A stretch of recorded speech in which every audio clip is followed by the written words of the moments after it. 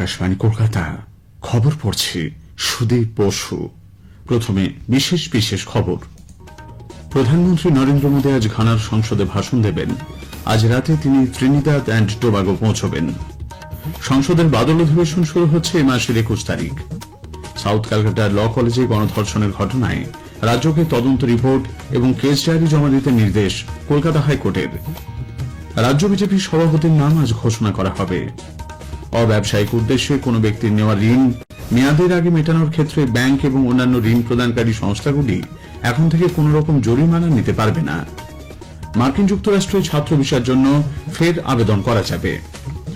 আসছি বিস্তারিত সংবাদে।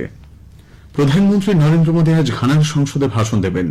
আক্রায় প্রবাসী ভারতীয়দের সঙ্গে আলাপচারিতাতেও তাঁর অংশ নেবার কথা। প্রধানমন্ত্রী ঘানা সফরে গতকাল সেদেশের রাষ্ট্রপতি জন মাহামার সঙ্গে দ্বিপাক্ষিক বৈঠক করেছেন। আক্রা জুবিলি হাউসে আয়োজিত ওই বৈঠকে দুই নেতাই দ্বিপাক্ষিক সম্পর্কের নানা দিক নিয়ে আলোচনা করেছেন। সাংস্কৃতিক বিনিময় এবং ঐতিহ্যবাহী সঙ্গীত বিষয়ক 4টি সমঝোতা স্মারকপত্র এমওইউ স্বাক্ষরিত হয়েছে।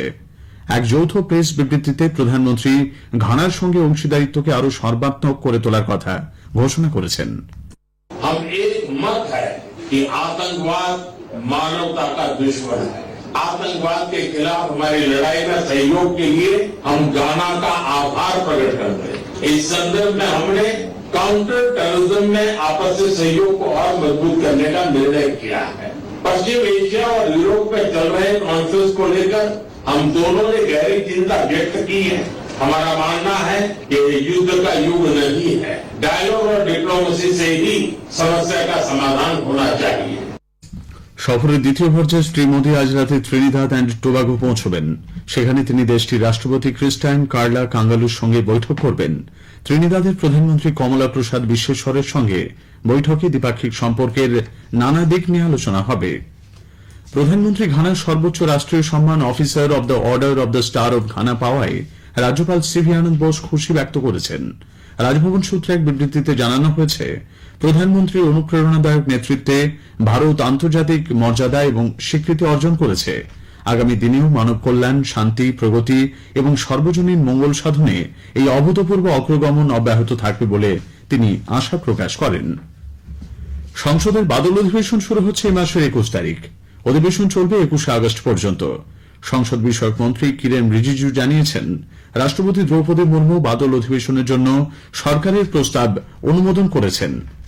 স্বাধীনতা দিবস উদযাপনের জন্য 13 ও 14 আগস্ট অধিবেশন বসবে না। তথ্য সম্প্রচার মন্ত্রী অশ্বিনী বৈষ্ণব আজ নতুন দিল্লিতে সম্প্রচার এবং গণমাধ্যম প্রযুক্তি বিষয়ক 29তম আন্তর্জাতিক সম্মেলন ও প্রদর্শনীর উদ্বোধন করবেন। এবারের সম্মেলনের মূল ভাবনা কৃত্রিম বুদ্ধিমত্তা এআই এর মাধ্যমে সংবাদ মাধ্যমের রূপান্তর, নির্মাণ, সহযোগিতা এবং মুনাফা অর্জন। 3 দিনের এই সম্মেলনে দেশ বিদেশের বিশিষ্ট সম্প্রচারক, সাংবাদিকতা পেশার সঙ্গে যুক্ত ব্যক্তিরা আধুনিক সম্প্রচার সংক্রান্ত বিষয়গুলি নিয়ে আলোচনা করবেন। প্রদর্শনীতে সম্প্রচার সরঞ্জাম প্রস্তুতকারক, পেশাদার এবং সারা বিশ্বের পরিষেবা প্রদানকারীরাও অংশ নেবেন। কড়া নিরাপত্তার মধ্য দিয়ে 38 দিনব্যাপী বার্ষিক অমরনাথ তীর্থযাত্রা আজ শুরু হয়েছে। দক্ষিণ কাশ্মীরের পেহেলগাঁও এবং মধ্য কাশ্মীরের গান্ডেরবাল জেলায় দুটি পথেই কঠোর নিরাপত্তার ব্যবস্থা করা হয়েছে। প্রায় 299টি গাড়িতে 2300-রও বেশি তীর্থযাত্রী বালতাল রুটে এবং 3000-এর বেশি পুণ্যার্থী পেহেলগাঁও পথে শ্রীনগর জম্মু জাতীয় সড়ক ধরে ইতোমধ্যেই কাশ্মীর পৌঁছেছেন।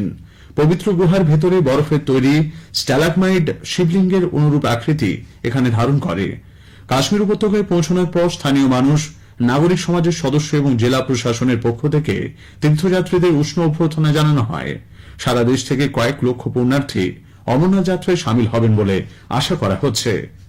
এর আগে গতকাল জম্মু কাশ্মীরের উপরাজ্যপাল মনোজ সিনহা জম্মুর ভগবতীনগর বেস ক্যাম্প থেকে তীর্থযাত্রীদের প্রথম দলের যাত্রার শুভ সূচনা করেন।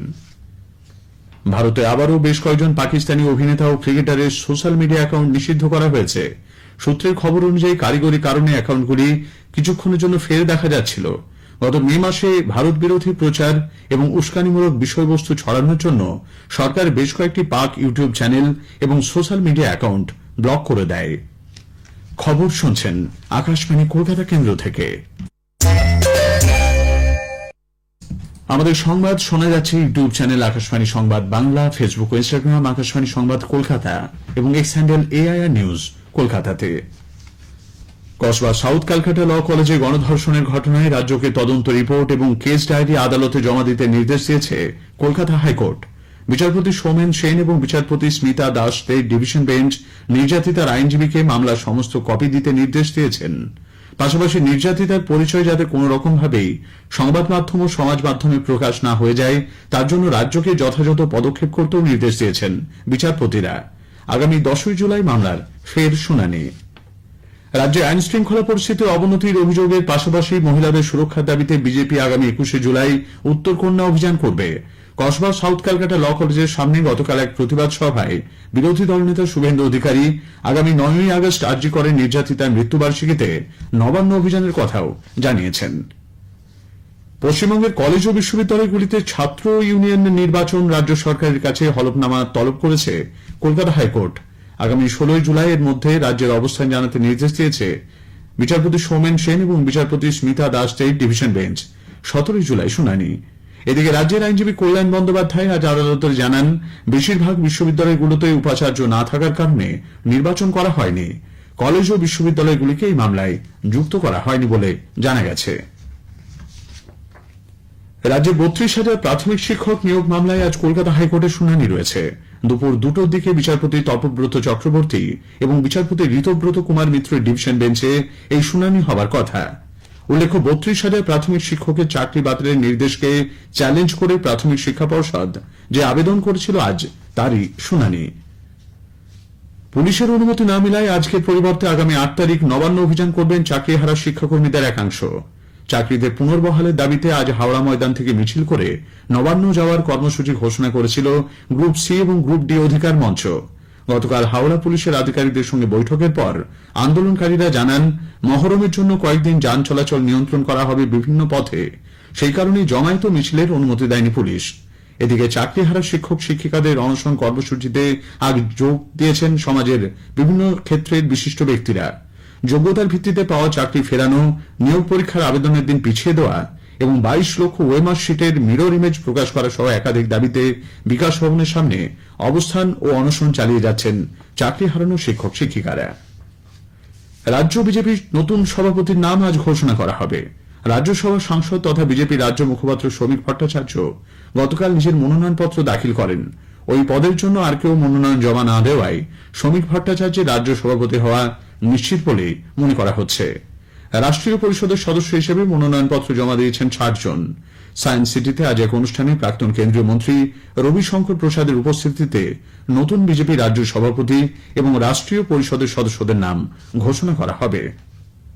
বকেয়া মহার্ঘ ভাতা না দেওয়ায় রাজ্য সরকারের বিরুদ্ধে সুপ্রিম কোর্টে আদালত অবমাননার মামলা দায়ের করেছে রাজ্য সরকারি কর্মচারীদের সংগঠন confederation of state government employees.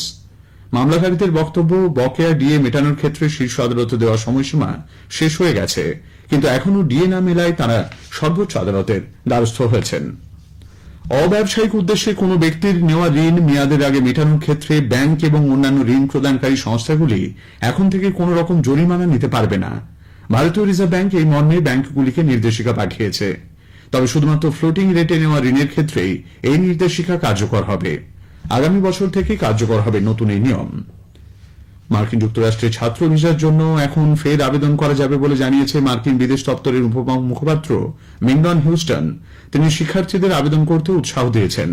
তিনি জোর দিয়ে বলেছেন যে জাতীয় নিরাপত্তার উপর ভিত্তি করে সমস্ত ভিসা অনুমোদন দেওয়ার সিদ্ধান্ত নেওয়া হবে এবং শিক্ষার্থীদের তাদের ভিসা শুধুমাত্র পড়াশোনার উদ্দেশ্যে ব্যবহার করতে হবে। থাইল্যান্ডের চিয়াংমাই স্টেডিয়ামে গত সন্ধ্যায় মহিলাদের এএফসি এশিয়ান কাপ 2026 কোয়ালিফায়ারে ভারত 5-0 গোলে ইরাককে হারিয়ে দিয়েছে। প্রথমার্ধে সঙ্গীত বাসফোর এবং মনীষার দেওয়া গোলে ভারত 2-0 এগিয়ে যায়। দ্বিতীয়ার্ধে কর্থিকা আঙ্গামুথু, ফাঞ্জোমান নির্মলা দেবী এবং নাইমাইটেম রতনবালা দেবী গোল করেছেন। শেষ করার আগে খবরের বিশেষ কিছু অংশ আরও একবার। প্রধানমন্ত্রী নরেন্দ্র মোদী আজ ঘানার সংসদে ভাষণ দেবেন। আজ রাতে তিনি ত্রিনিদাদ টোবাগো পৌঁছবেন। সংসদের বাদল অধিবেশন শুরু হচ্ছে এ মাসের 21 তারিখ। রাজ্য বিজেপির সভাপতির নাম আজ ঘোষণা করা হবে। খবর শেষ হলো। এরপর খবর দুপুর